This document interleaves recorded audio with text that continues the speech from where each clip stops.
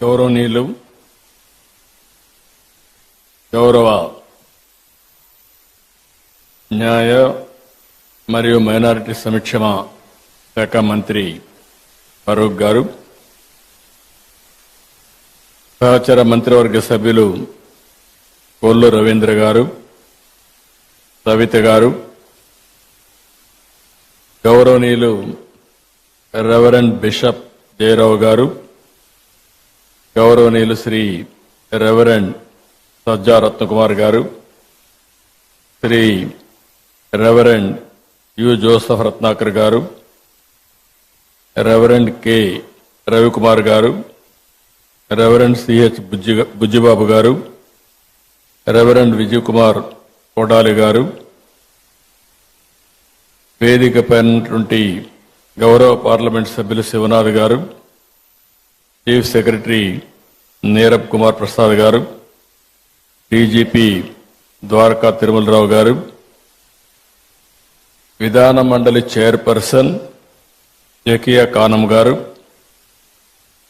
గౌరవ శాసనసభ్యులు గద్దె రామ్మోహన్ రావు గారు, యార్లగడ్డ వెంకట్రావు గారు, ఉండవల్లి శ్రీదేవి గారు, ఈరోజు పెద్ద ఎత్తున ఈ కార్యక్రమానికి విచ్చేసినటువంటి క్రైస్తవ సోదరి సోదరులందరికీ పేరు పేరున మనస్ఫూర్తిగా నమస్కారాలు, అభినందనలు, శుభాభినందనలు.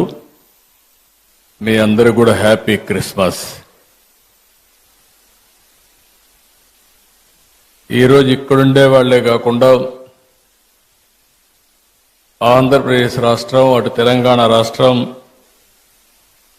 భారతదేశం, ప్రపంచంలో ఉండే క్రిస్టియన్ సోదరి సోదరులందరికీ హ్యాపీ క్రిస్మస్. యేసు ప్రభు జన్మించిన రోజు మనం క్రిస్మస్ జరుపుకుంటున్నాం. లోక రక్షకుడైన ప్రభు కరుణా కటాక్షాలు ఉండాలని ఆకాంక్షిస్తూ పెద్ద ఎత్తున ఈ కార్యక్రమాన్ని మనం నిర్వహించుకుంటున్నాం. ప్రేమ, కరుణ, సేవకు ప్రతీక క్రిస్టియానిటీ. నేను ఎన్నో సందర్భాల్లో చెప్పాను, ఎక్కడైనా ఒక మంచి హాస్పిటల్లో మెరుగైన సేవలు అందిస్తున్నారంటే ఇప్పుడు కాదు, స్వతంత్రం రాకమునప్పటి నుంచి కూడా ఒక మంచి కాలేజీ పెట్టి పేద పిల్లలకు మంచి చదువు ఇప్పించారంటే అది క్రిస్టియన్ ఇన్స్టిట్యూషన్సే పెద్ద ఎత్తున చేశాయి. దీనికి స్ఫూర్తి ఇచ్చింది కూడా యేసు ప్రభు ఇచ్చారు. పశువుల పాకలో పుట్టి గొర్రెల కాపరిగా పెరిగి నిరాడంబర చాటుకున్న ప్రజారక్షకుడు యేసు. నమ్మిన వారి కోసం బలిదానానికి సైతం వెనుకాడని క్రీస్తు గొప్పతనం ప్రతి ఒక్కరు కూడా ఉత్తేజాన్ని తీసుకోవాల్సిన అవసరం ఉంది. నేను ఎప్పుడు వచ్చినా మీతో మాట్లాడుతూ ఉంటే మీ ఉత్సాహం చూసినప్పుడు ఒక స్ఫూర్తిదాయకమైన సందేశాన్ని ఇక్కడి నుంచి పొందుతున్నాం. ఎల్లప్పుడూ కూడా మనందరం ప్రభు త్యాగాన్ని స్మరించుకోవాలి, శాంతి మార్గాన్ని అనుసరించాలి, ప్రేమ తత్వాన్ని పెంచుకోవాలి, ఈర్ష్య ద్వేషాలు పరదొలాలి, అబద్ధం, లంచం వంటి పాపాలకు దూరంగా ఉండాలి. ఈరోజు రోజు రోజుకు విలువలు పడిపోయే ఈ సమయంలో కనీసం మనం చూస్తే డిసెంబర్ నుంచి జనవరి అంతవరకు కూడా, ఫస్ట్ వీక్ అంతవరకు కూడా ప్రపంచమంతా పెద్ద ఎత్తున జరుపుకునే ఏకైక పండుగ ఈ క్రిస్మస్ అని చెప్పి కూడా నేను మీకు తెలియజేస్తున్నా.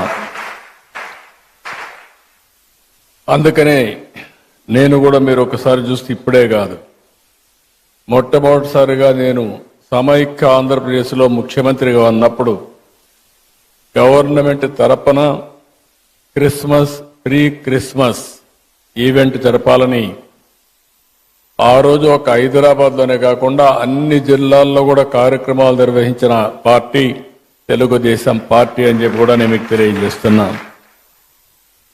ఎప్పుడు కూడా నేను ఒకటే ఆలోచిస్తాను, మైనారిటీ వర్గాల సమిక్షేమానికి భద్రతకు ఎప్పుడూ నేను అండగా ఉంటాను.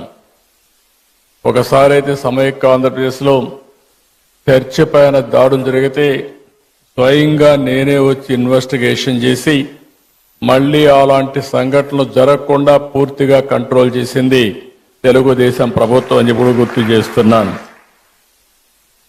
ఇంకొక పక్క విభజన తర్వాత కూడా మీరు ఒకసారి చూస్తే ఏదైతే క్రిస్టియన్స్ కోసం సంక్షేమం కోసం ఎక్కువ ప్రాధాన్యత ఇచ్చాం, చర్చల నిర్మాణానికి ఆర్థిక సహాయం చేశాం. ఇంకొక పక్క మీరు చేస్తున్నటువంటి సేవలకు సహకారంగా ఉండాలని క్రైస్తవ సంస్థలకు ఒక్కొక్క సంస్థకి 10 లక్షల రూపాయల ఆర్థిక సహాయం చేసి మిమ్మల్ని ప్రోత్సహించాం. గుంటూరులో మీరు చూస్తే క్రిస్టియన్ భవనం కోసం 2 ఎకరాల భూమిని కేటాయించడమే కాకుండా ఆ రోజు 10 కోట్ల రూపాయలు ఖర్చు పెడితే కంప్లీట్ కాని బిల్డింగ్ ని కంప్లీట్ చేయాలని 5 సంవత్సరాలు ఆలోచించలేదు. మళ్లీ నేను వస్తానే దాన్ని పూర్తి చేసే బాధ్యత కూడా తీసుకొని తొందరలోనే మీ అందరికి అంకితం చేస్తాం, మీ అందరికి అందుబాటులో తీసుకొస్తాం. విజయవాడలోని సిఎస్ఐ సెయింట్ బాసిలికా కాలేజ్ చర్చికి 1.5 కోట్లు ఇచ్చాం.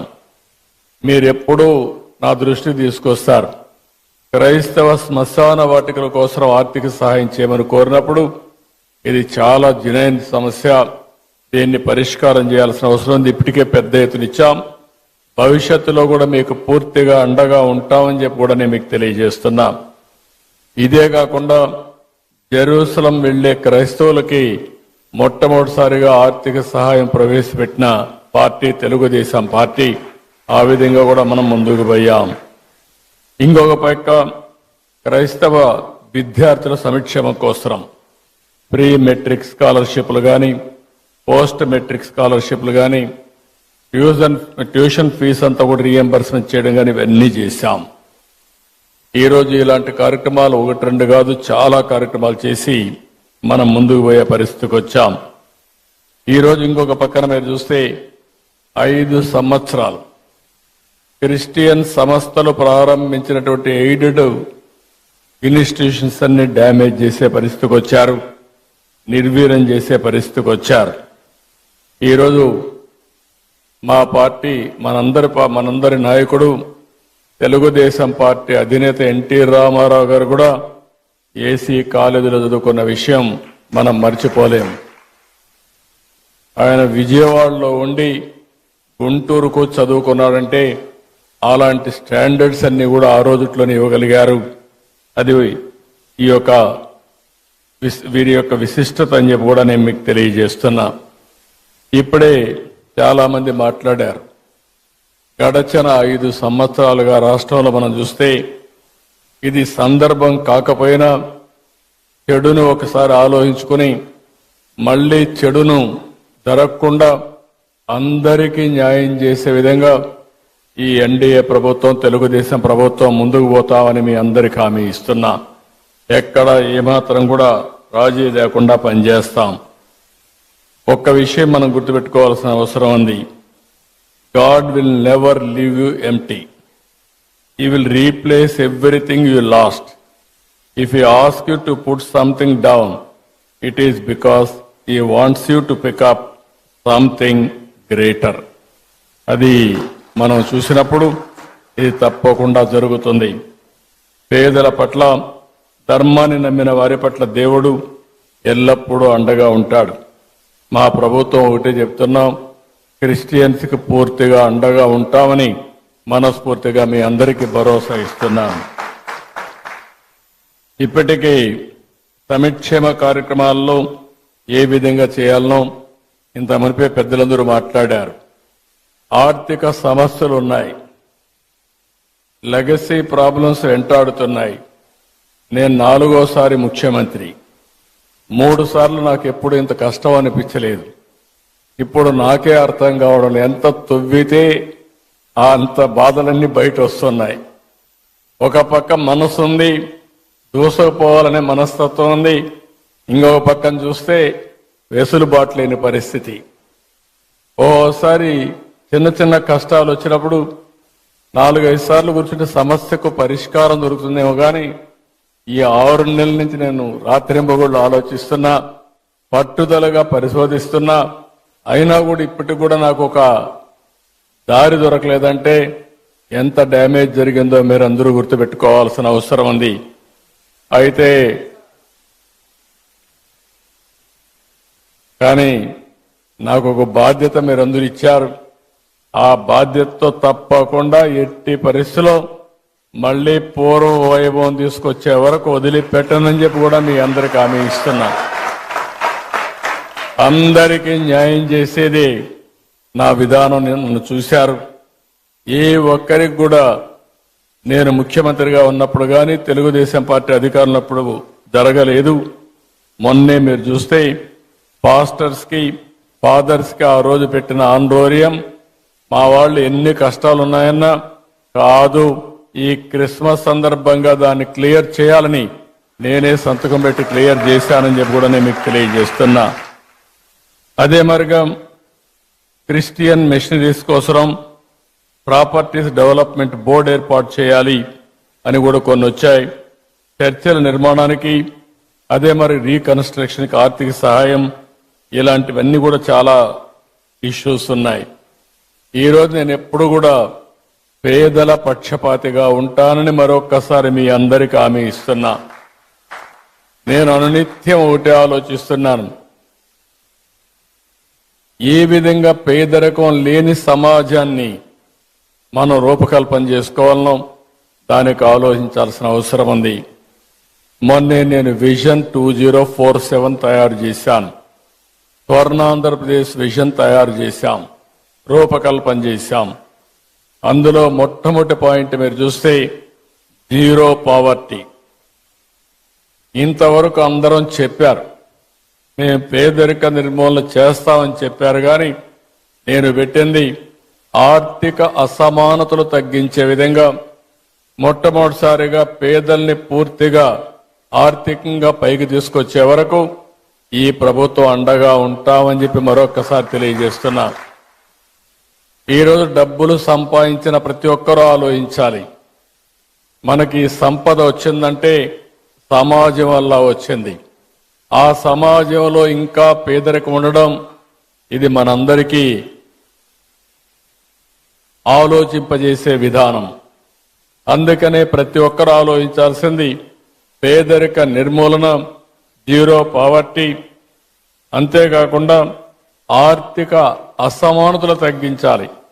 ఈరోజు ఈ యొక్క క్రిస్మస్ సందర్భంగా మిమ్మల్ని అందరినీ కోరుతున్నా, కొంతమంది దగ్గర లక్షల కోట్ల రూపాయలుండి పేదవాడి దగ్గర 3 పూట్లు తిండి తినడానికి వీలు లేని పరిస్థితుంటే అది సమాజహితం కాదని చెప్పి మరొకసారి మీ అందరికీ విజ్ఞప్తి చేస్తున్నా.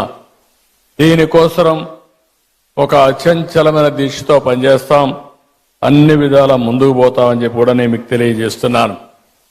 ఈరోజు మీ అందరిని చూసినప్పుడు ఎప్పుడు కూడా ఇలాంటి కార్యక్రమాలకు వస్తే మళ్ళీ నేను కూడా రీఛార్జ్ అయ్యి మళ్ళా ఏం చేయాలో ఆలోచించే శక్తిని, సమర్థతని ఇస్తుంది. అలాంటి కార్యక్రమానికి ఈరోజు వచ్చాను. మీ అందరితో కలిసి ఈరోజు ప్రీ క్రిస్మస్ చేసుకోవడం చాలా ఆనందదాయకం. నేను ఈ నెలంతా కూడా మనందరం ఒక విషయం చూస్తే ఓసారి కొన్ని పండుగలు ఒకరోజు చేస్తాం, కానీ డిసెంబర్ 15 నుంచి స్టార్ట్ అయ్యి, డిసెంబర్ నుంచే స్టార్ట్ అయ్యి జనవరి 15 వరకు మళ్ళీ ఒక నెలంతా కూడా పండుగలు చేసుకునే ఏకైక పండుగ క్రిస్మస్ అని చెప్పి కూడా నేను మీకు తెలియజేస్తున్నా. ఈ క్రిస్మస్ సందర్భంలో మళ్ళీ మనం ఒకసారి చూస్తే అనేకమైన స్ఫూర్తిదాయకమైనటువంటి ఆలోచనలు చేస్తాం. ప్రతి ఒక్కరూ ఏ విధంగా ఉండాలి, యేసు ప్రభువుని ఏ విధంగా ఆదర్శంగా తీసుకోవాలి, ఏ విధంగా ఆయన స్ఫూర్తిని సమాజ హితం కోసం ముందు తీసుకుపోవాలో ఆలోచించే సమయం. ఈ సమయంలో నేను ఒకటే మీకు హామీ ఇస్తున్నా, ఈ ప్రభుత్వం మీకు అండగా ఉంటుంది. వ్యక్తిగతంగా నేను మీకు అండగా ఉంటా. మీ సమస్యలను పరిష్కారం చేసి ఎక్కడ పేదరికం ఉంటే అక్కడ మేము ఉండి అన్ని విధాలా మిమ్మల్ని ఆదుకుంటామని చెప్పి మరొక్కసారి తెలియజేసుకుంటూ అందరికి కూడా హ్యాపీ క్రిస్మస్, మేరీ క్రిస్మస్. చాలా ఇలాంటి ఎప్పుడు కూడా ఇదే విధంగా అందరం ఆనందంగా ఉండాలని యేసు ప్రభువును మరొకసారి ప్రార్థిస్తూ హ్యాపీ క్రిస్మస్.